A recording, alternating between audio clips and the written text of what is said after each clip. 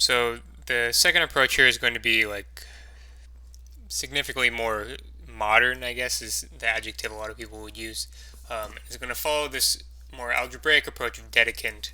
Rather than focusing on the properties of symmetric polynomials, it's going to focus more on the properties of integral extensions of rings. So the basic idea is to try to generalize the proof that basically the proof of the analogous result in the field setting. So the idea is to generalize the following proof.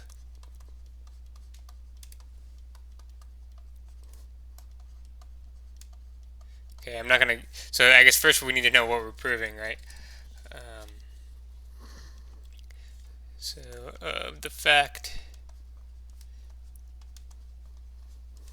that if E contained in F, let's say this is an extension of fields,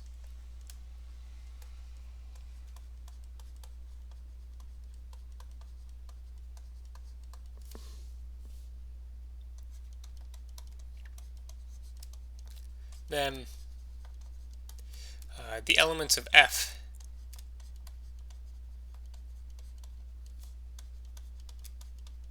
algebraic over E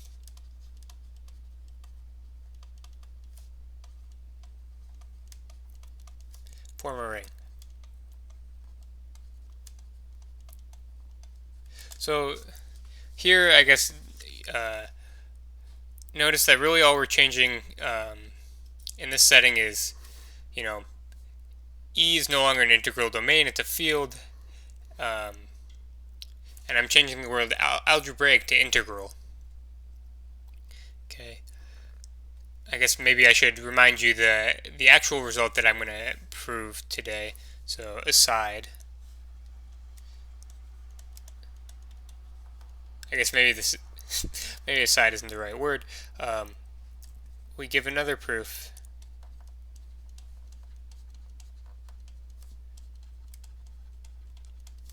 that if A is an integral domain,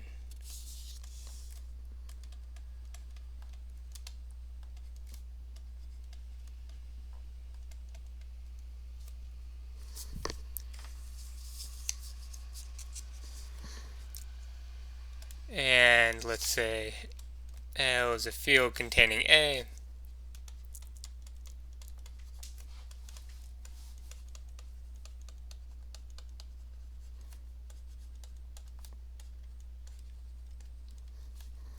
then the elements of A, the elements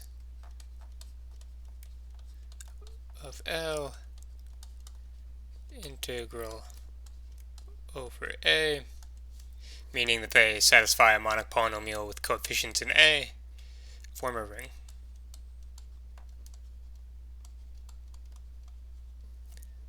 Okay, so this is the ultimate goal, and essentially the new proof that we're going to give follows the structure of the proof of this fact here. So the proof of this fact, really, there are two useful, like two sub-facts that make up this big fact.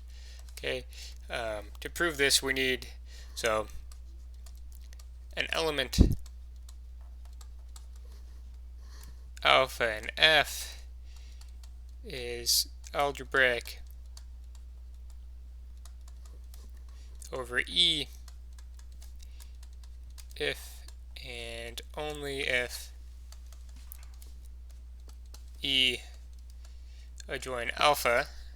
So the smallest subfield of F containing E in alpha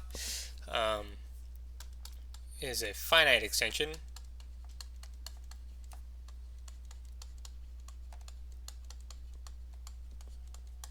Of E, meaning that it's finite dimensional as a vector space over E. 2. The second fact second useful fact about this is that, finite extensions are transitive. I guess the condition of being a finite extension is transitive. What do I mean by this?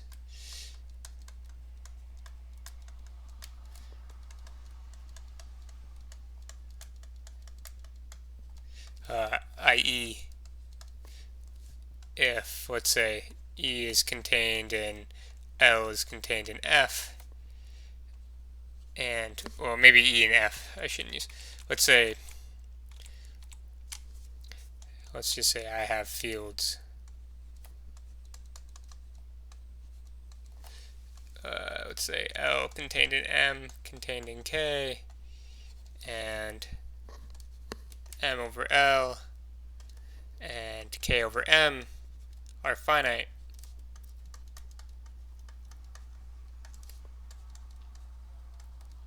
And so is the big extension K over L. So essentially, if this is finite, I'll just write less than infinity, and this extension is finite, then the whole thing is finite. Okay. So these two conditions together, basically, if I know fact 1 and fact 2, then this statement is pretty easy to prove. So given 1 and 2, I'll call this underlined thing star.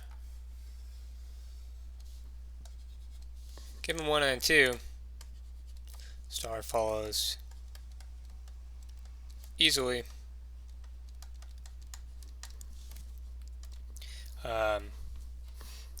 Basically, if alpha and beta and F are algebraic,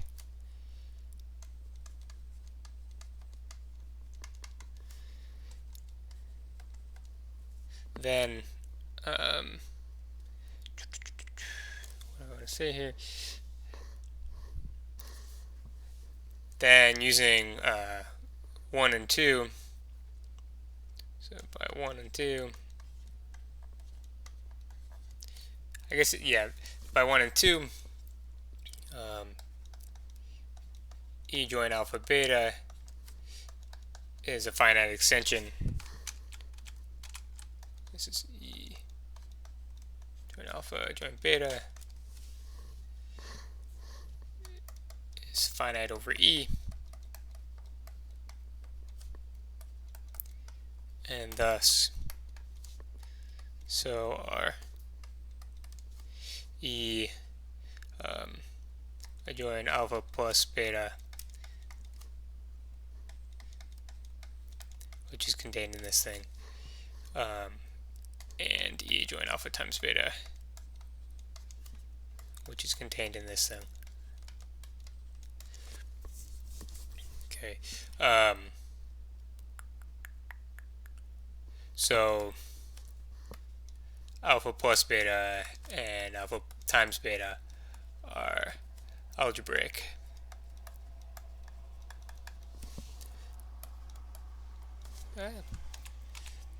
Over E by 1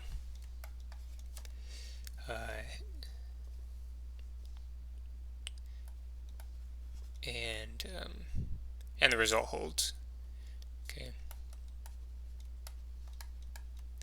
So since the sum of two algebraic numbers are algebraic, the sum of two elements of F algebraic over E are algebraic over E, and the product of two elements of F algebraic over E are also algebraic over E. The elements of F algebraic over E form a ring. Okay. And so the idea for our proof of this statement here, that the elements integral over an integral domain form a ring, we're going to try to basically replicate these two facts. It's going to be a little bit more work. But once we have the analogs of these two facts, then we'll be able to prove the result. So The goal, so goal for the rest of the lecture is to come up with analogs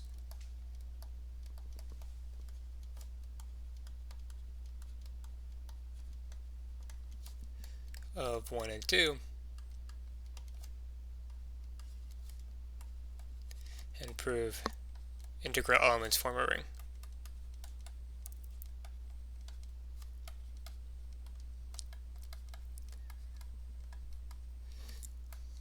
I should mention here that there are like certain properties of field extensions that I used here without really mentioning them, and we'll have to worry about them a little bit more.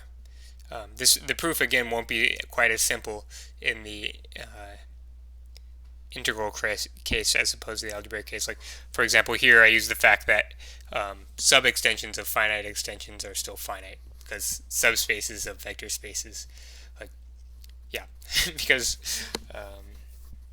yeah, subspaces of vector spaces are finite dimensional and stuff. Okay, yeah. So there'll be a bit more to worry about. Is I guess the moral. First, we're going to come up with an analog of this condition 1, which is essentially a criterion. So what is condition 1 here? It converts the question of being algebraic into a question about this extension, E adjoint alpha. So the analogous thing for integral extensions is as follows.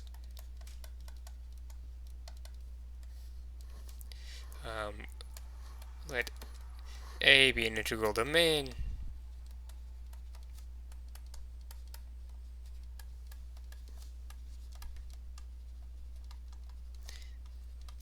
and L a field containing A.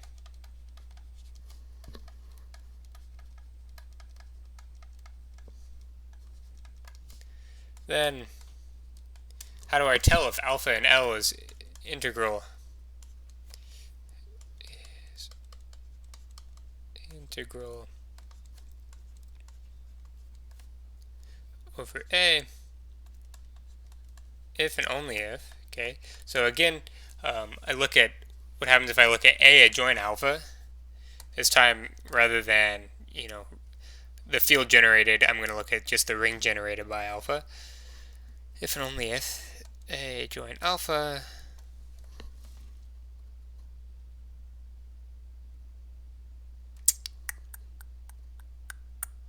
I guess maybe I'll state this more carefully, and then I'll see that A adjoint alpha is the thing that I'm really interested in. So if and only if there exists a non-zero finitely generated A submodule of L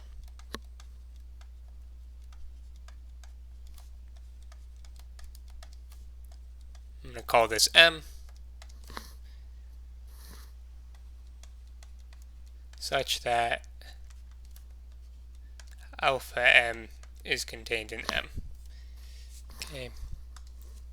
So essentially what you should think of as okay, I've got basically this is what I think of when I think of this result. I've got some field L, so I'm thinking maybe of L as like C or something like this. So maybe a plane, and I'm thinking of A as Z, for example. This is probably the simplest possible case. And a Z submodule of C is basically a lattice in C. So it's kind of like this constellation of points.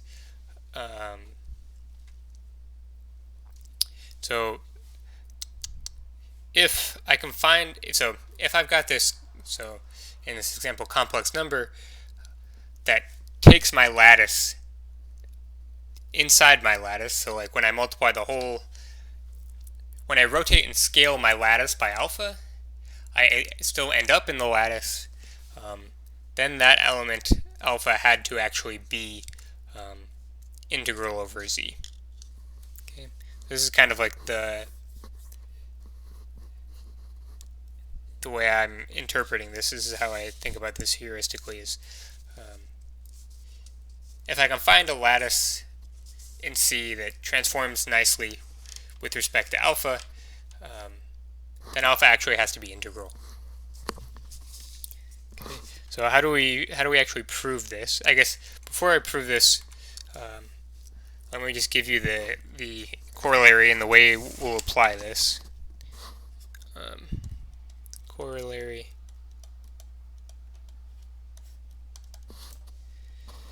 So I'm going to let A and L be as above.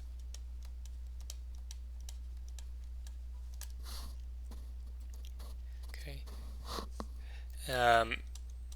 An element alpha in L is integral if and only if A join alpha is a finitely generated A module.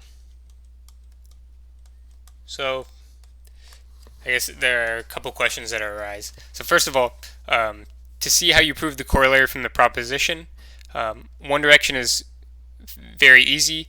If alpha in L is integral, then A join alpha is a finitely generated A module. You can check this just using the definition, and we'll see, like in the proposition, I'll basically prove this part, or I guess that's how you prove the part in the proposition. Yeah. So in the proof of the proposition, I'll prove the if part of this, or the only if. Sorry. Yeah, I'll prove the only if part when I prove the proposition. The if part, so if A join alpha is a finitely generated A module, well, to prove that I use this proposition here. That's why this is a corollary. If this is a finitely generated A module, clearly alpha times this thing is contained in itself. And so A join alpha satisfies the conditions of this module M. So the corollary says, like, instead of having to worry about finding an M, all I really have to do is check for this one, A join alpha. Just check if this is finitely generated. Okay. The advantage of having this proposition basically says that basically it happens sometimes where checking that A join alpha is finitely generated is harder than finding such an M. Okay, and we'll use this version, this statement of the proposition, ultimately in our proof of the fact that integral elements form a ring. Okay. So first, let's prove the proposition. Prove proposition.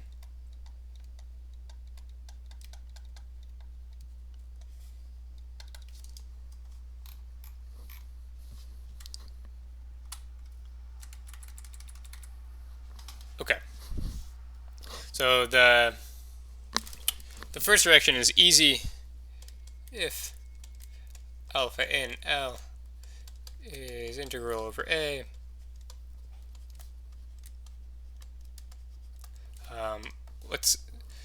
I can find some polynomial, some monic polynomial with coefficients in A that it satisfies.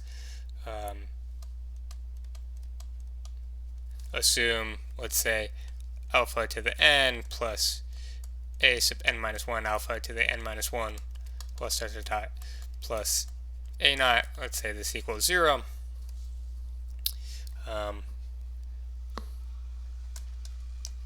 Then m equals A join alpha is generated by 1 alpha to the n minus 1, okay, over A.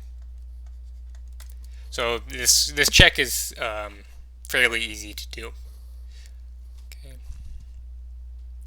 The next condition, or the other direction is a little bit more work. So suppose I have such an M. So now we prove the converse.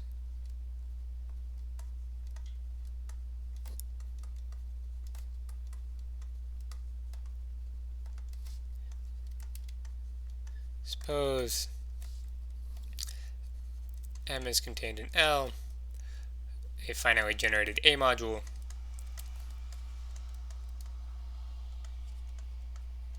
and alpha times M is contained in M.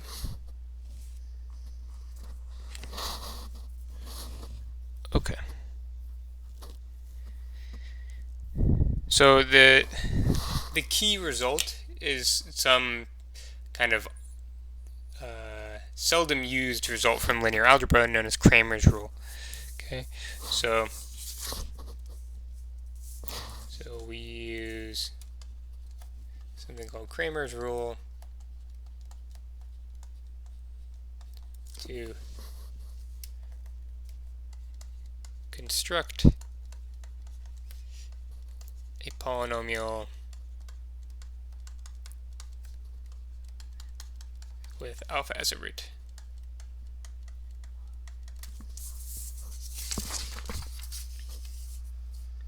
So first, let me go ahead and state Cramer's rule.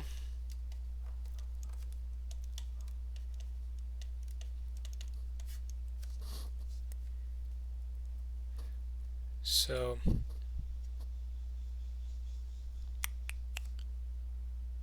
I'm gonna let, let's say, Cij, these are going to be elements of field L with 1 less than or equal to I, j less than or equal to M. And suppose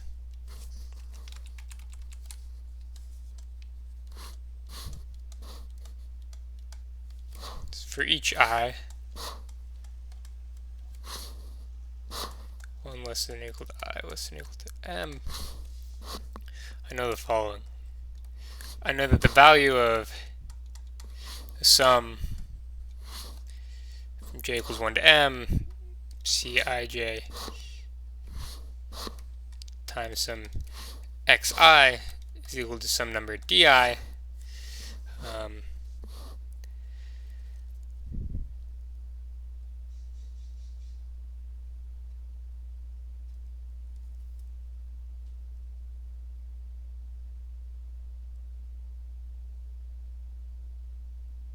Okay. Then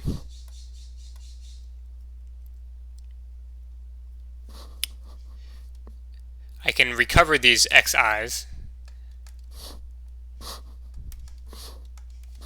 xj, sorry, these xj's are the determinant of some matrix Cj divided by the determinant of the matrix C, where, okay, what is this matrix C and what is the matrix Cj? Well, C is the matrix with entries Cij. Okay. And Cj is essentially, you take the matrix C, but you replace the jth column.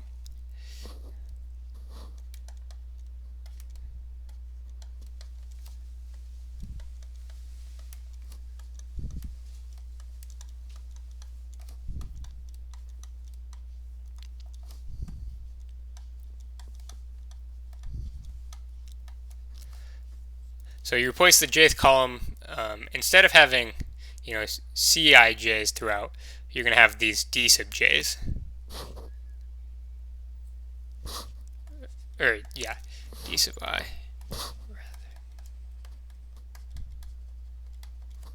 Then c sub ij. Okay, so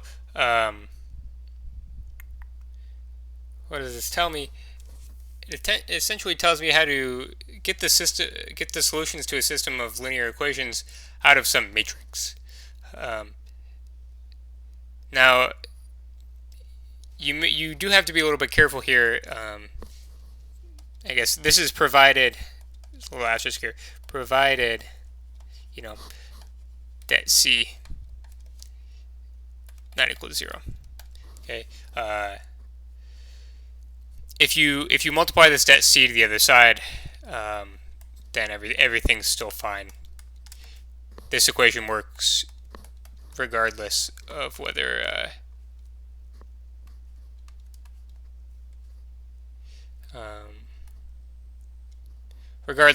det C is 0 or not.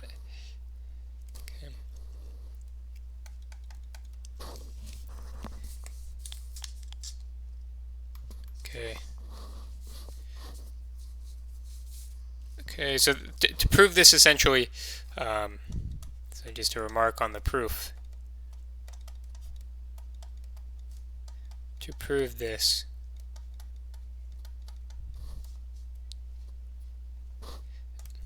expand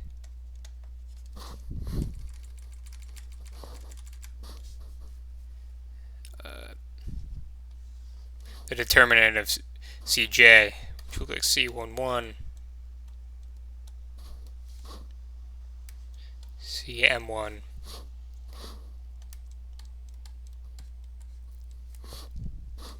C1j, xj.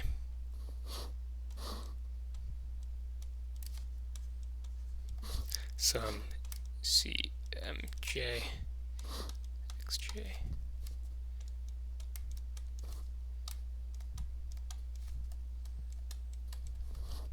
So essentially, expand this out using some cofactors,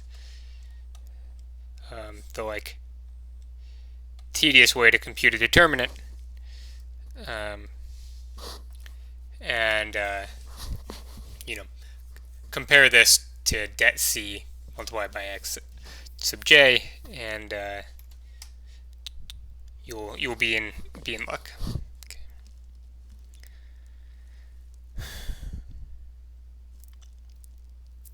Okay, so we want to essentially use Cramer's rule in this proof. We're going to need to come up with whatever this matrix C is and whatever these d sub ij's are. Okay, that's essentially, to use Cramer's rule, I need to come up with what my matrix C is and what these elements d sub I are. Okay. So let's say I have generators for M. Let M be generated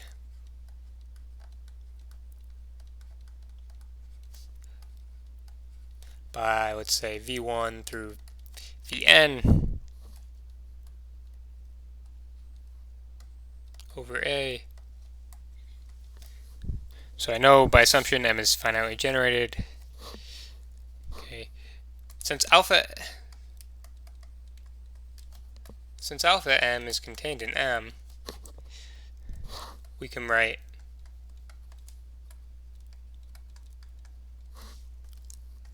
alpha times V sub I.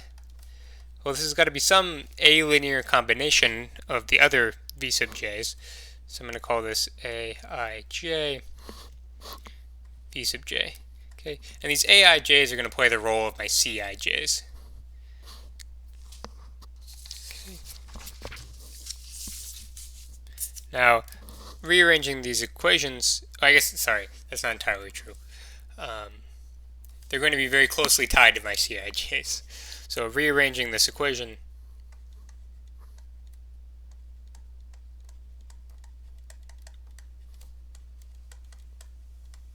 so just subtracting everything over,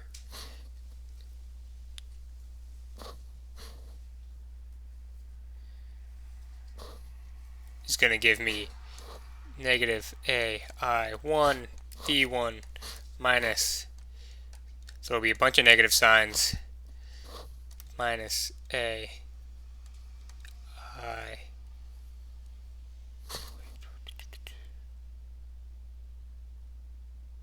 Sorry, one second. I'm a little worried about my indexing here.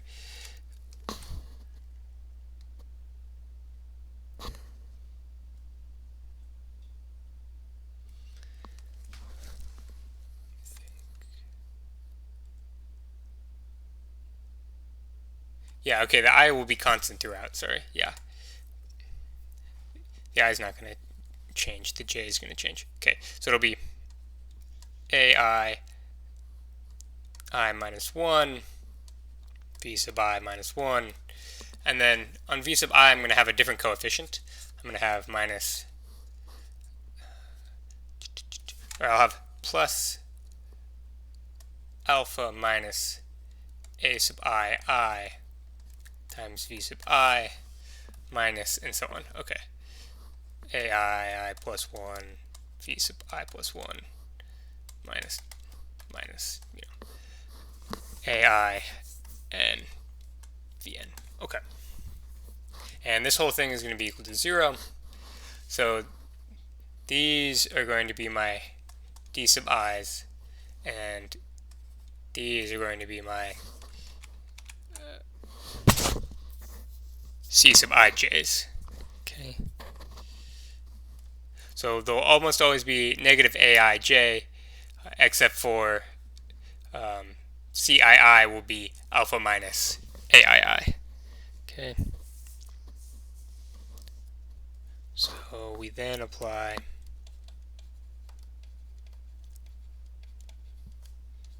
Cramer's rule.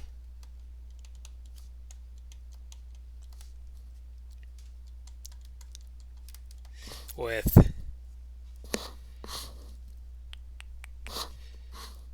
DI equals 0 always, XI equals VI,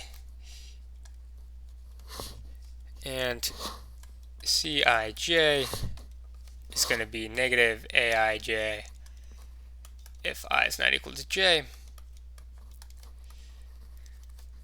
and CII is going to be alpha minus AII. Okay. So what does Cramer's rule tell me? It tells me that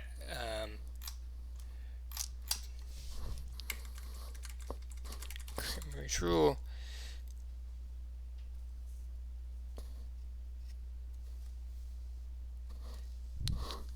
since notice that C sub j so has a column of zeros.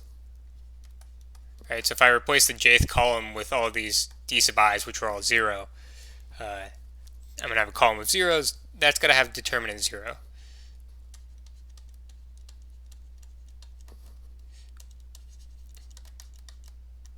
Determinant of C sub j is going to equal 0.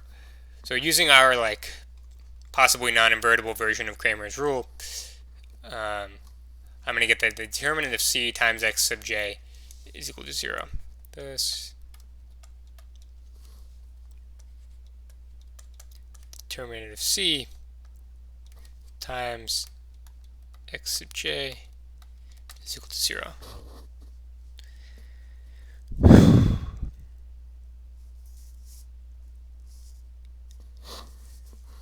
Okay, so I guess really X sub j should really be V sub j.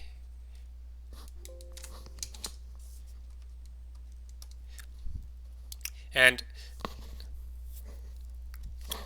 maybe I should have assumed this at the beginning. We can assume without loss of generality that these V sub i's are all non-zero. Choose non-zero generators for M.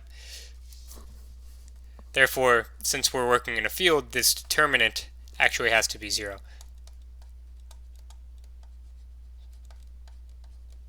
Thus, determinant of C equals 0.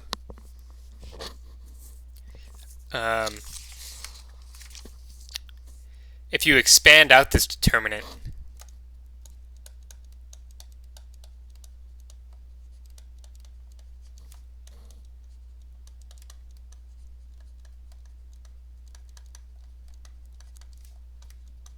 what will you find?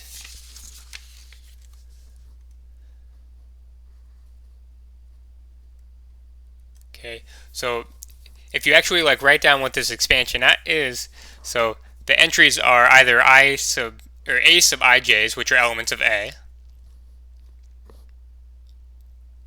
or I guess, sorry, I should have marked that here. So since these generated M over A, we can assume these aij's are elements of A. So the elements of this matrix C are either a sub ij's, which are elements of A, or they're this alpha. So this determinant is going to end up being, we see it is actually a monic polynomial.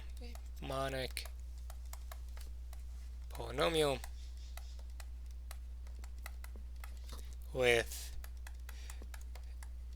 entries in A. Or not, sorry, not entries. I should say coefficients.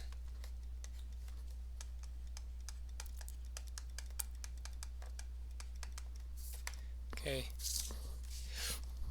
And what do we notice? What do I want to say? I think this whole sentence actually doesn't kind of make sense. Expanding this determinant out, I should really say we see it.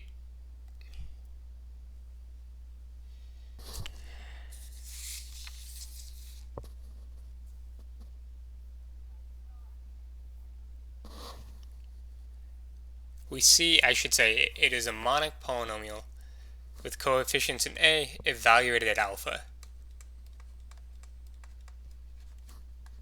Okay, that makes sense now. Since when we evaluate this monic polynomial at alpha, we get 0. Thus, alpha is integral over A. Okay. So this is the proof of this first result. It is an analog of 1. It says basically it says that an element is integral over an integral domain if and only if when I join that element I get a finitely generated module over the integral domain. And okay, I think this is where I'll stop for this video. In the next video we'll prove condition 2, and if it doesn't take too long, we'll combine 1 and 2 to prove the result.